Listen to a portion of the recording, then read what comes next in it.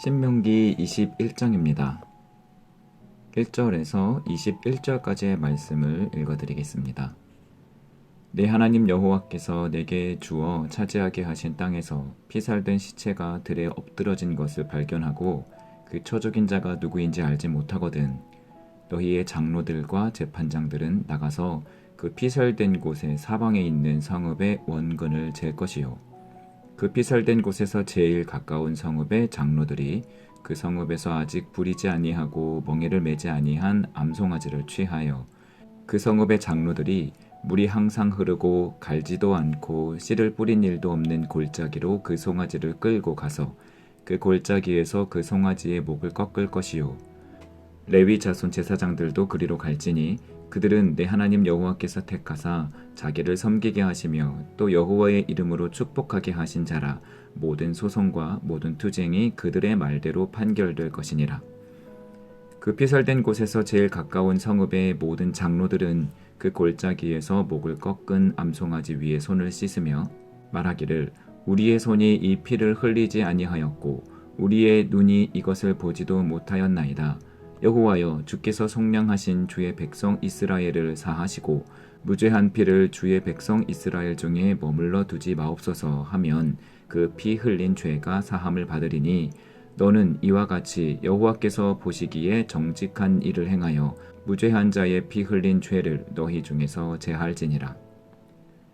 내가 나가서 적군과 싸울 때에 내 하나님 여호와께서 그들을 내 손에 넘기심으로 내가 그들을 사로잡은 후에 내가 만일 그 포로 중에 아리따운 여자를 보고 그에게 연연하여 아내를 삼고자 하거든 그를 내 집으로 데려갈 것이요 그는 그 머리를 밀고 손톱을 베고 또 포로의 의복을 벗고 내 집에 살며 그 부모를 위하여 한 달 동안 애곡한 후에 내가 그에게로 들어가서 그의 남편이 되고 그는 내 아내가 될 것이요 그 후에 내가 그를 기뻐하지 아니하거든 그의 마음대로 가게 하고 결코 돈을 받고 팔지 말지라. 내가 그를 욕보였은즉 종으로 여기지 말지니라. 어떤 사람이 두 아내를 두었는데 하나는 사랑을 받고 하나는 미움을 받다가 그 사랑을 받는 자와 미움을 받는 자가 둘 다 아들을 낳았다 하자. 그 미움을 받는 자의 아들이 장자이면 자기의 소유를 그의 아들들에게 기업으로 나누는 날에 그 사랑을 받는 자의 아들을 장자로 삼아 참 장자 곧 미움을 받는 자의 아들보다 앞세우지 말고 반드시 그 미움을 받는 자의 아들을 장자로 인정하여 자기의 소유에서 그에게는 두 몫을 줄 것이니 그는 자기의 기력의 시작이라 장자의 권리가 그에게 있음이니라. 사람에게 완악하고 패역한 아들이 있어 그의 아버지의 말이나 그 어머니의 말을 순종하지 아니하고 부모가 징계하여도 순종하지 아니하거든 그의 부모가 그를 끌고 성문에 이르러 그 성읍 장로들에게 나아가서 그 성읍 장로들에게 말하기를 우리의 이 자식은 완악하고 패역하여 우리 말을 듣지 아니하고 방탕하며 술에 잠긴 자라 하면 그 성읍의 모든 사람들이 그를 돌로 쳐 죽일지니 이같이 내가 너희 중에서 악을 제하라. 그리하면 온 이스라엘이 듣고 두려워하리라. 아멘. 죄에는 파급력이 있습니다.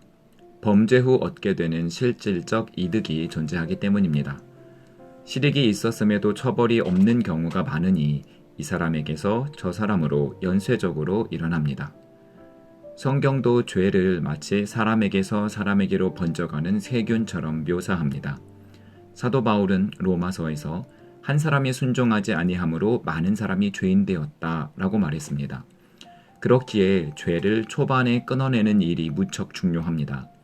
하나님께서 이스라엘 백성들에게 속죄의 제사를 마련하시고 속죄일을 명령하여 모든 이스라엘 백성의 죄를 부지 중에 범한 죄까지 사죄하도록 하신 것도 이 때문입니다. 우리 그리스도인들은 속죄제 대신 회개를 합니다. 자신의 잘못을 진심으로 깨닫고 참회하고 반성하여 돌이키고 예수 그리스도의 보혈을 의지하여 죄 씻음을 구하고 다시는 같은 죄를 짓지 않겠노라 다짐합니다. 회개는 그리스도인에게 가장 기본 중의 기본입니다. 회개 없이는 세례가 없으니 기독교에 입회할 수가 없고 회개 없이는 죄가 그대로 남기에 거듭남도, 성화도, 구원도 없습니다. 회개는 개인의 영적 성결을 위해서도 필요하지만 공동체를 위해서는 그 중요도가 더욱 큽니다. 문제는 가해자를 알지 못하는 피해가 발생했을 때입니다. 가해자를 찾지 못하면 죄를 해결할 수가 없고 전염병과 같은 죄가 다른 사람에게로 퍼져갈 수도 있으니까요. 하나님께 진노를 사 공동체 전체가 위험에 처할 수도 있습니다. 그래서 하나님께서 직접 대책을 마련하여 주십니다. 1절에서 9절에 가해자를 찾지 못한 범죄가 있을 경우 어떻게 속죄를 받을 수 있는지 기록되어 있습니다. 오해하지 마십시오.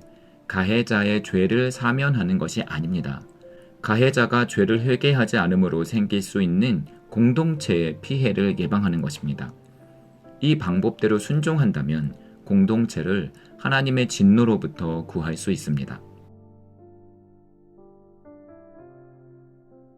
가장 좋은 것은 가해자를 찾아 죄를 밝히고 마땅한 처벌을 부과하는 것이겠죠.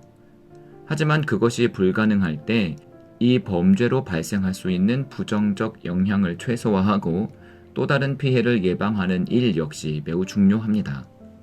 정말로 죄가 세균처럼 점점 영역을 넓혀가며 확장하는 영적인 힘이 있는지 확실하지 않습니다. 다만 죄에 그런 힘이 없더라도 해결되지 못한 죄 때문에 공동체 전체가 불안해하는 것을 원치 않으시는 하나님은 그 사랑 때문에 이 문제를 가만히 둘 수 없으셨습니다. 여기에 이어서 이런저런 특수한 율법들이 더 등장합니다. 포로 중에 한 여인과 혼인하고 싶을 때, 장자가 아닌 아들에게 장자권을 주고 싶을 때, 패역한 아들을 벌하고 싶을 때 어찌해야 하는지 구체적으로 가르쳐 주십니다. 그런데 내용을 읽다 보면 이런 것까지 명령하시다니 하나님 참 꼼꼼하시구나가 아니라 이게 정말 하나님의 말씀이라고 싶기도 합니다. 오늘날의 사고를 기준으로 보기 때문에 그렇겠죠. 포로 중에 어떤 여인이 마음에 들어서 혼인하고 싶어졌을 땐 일정한 단계를 거쳐 아내로 삼을 수가 있습니다.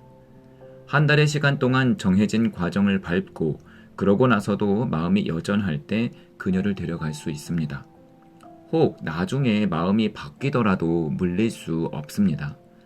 아내이니 다시 종으로 취급해서는 안 되기에 자유를 선포하고 놓아주어야 합니다. 다른 사람에게 돈을 받고 팔아서는 안 됩니다. 여성의 인권이 무시된 명령이라고요. 오늘날의 윤리를 기준으로 하면 그럴 수도 있겠죠. 하지만 이 여인은 종이 될 운명에서 구원받은 것이나 다름없습니다. 당시에 포로에 대한 인권이 있었겠습니까? 여인을 아내로 삼는 일에 무슨 과정이 필요하고 다시 물을 수 없다는 조항은 또 무엇입니까? 종은 소유와도 같은 것이었고 종의 생사 여탈권은 주인에게 있는 것이 당시의 문화였습니다. 이 명령은 당시의 시대적 배경 하에서는 여성의 인권을 오히려 보장하고 있는 것입니다. 의아한 율법은 또 있습니다. 아들이 패역하여 부모의 징계에도 순종하지 않을 때 부모는 그 아들을 성읍 사람들에게로 넘겨 돌로 쳐 죽일 수 있다고 하십니다. 이 말씀대로 정말로 아들을 죽음으로 내모는 부모가 있었을까 싶긴 하지만 하나님께서 이런 명령을 하셨다는 것이 잘 믿겨지지가 않습니다. 이 법은 부모에게는 부모의 권위를 세워주고 자녀에게는 순종의 의무를 심어주려는 충격요법입니다. 물론 찬반 논란이 있지만 사회법에도 사형제가 존재하는 것처럼 말입니다. 사형은 범죄자로 하여금 죄의 대가를 지게 한다는 의미보다 범죄 예방 효과에 더 무게를 둡니다. 벌이 무서워서라도 죄를 짓지 않도록 하려는 것이죠. 어린 자녀에게 회초리를 들고 경책하는 부모처럼 말입니다. 율법이 필요한 이유가 무엇이겠습니까? 자유를 지나치게 보장하면 피해자가 생기기 때문입니다. 나의 자유가 중요한 만큼 타인의 자유도 보장되어야 하는데 이것을 사람들의 자율성에 맡기기엔 사람이 너무 불완전하기 때문입니다. 포로라 해서 마음대로 좌지우지해선 안 되고 나에게 희생적인 부모라 해서 자녀가 제멋대로여서는 안 됩니다. 한 사람의 자유만 기형적으로 행해지는 것이 아닌 모두의 자유가 평등하게 보장되는 공동체를 위한 하나님의 마음입니다. 하나님께서 만들고 싶으셨던 나라는 자유와 평등 말고 또 무엇이 중시되는 나라였을까요? 내가 속한 공동체가 하나님의 통치 가운데 있으려면 어떤 가치가 보장되어야 할까요? 나는 나의 공동체를 위해 어떤 노력을 했고 앞으로 무엇을 행해야 할까요? 신명기 말씀을 읽으며 저와 여러분 모두 이런 물음들에 대한 답을 얻을 수 있으면 좋겠습니다.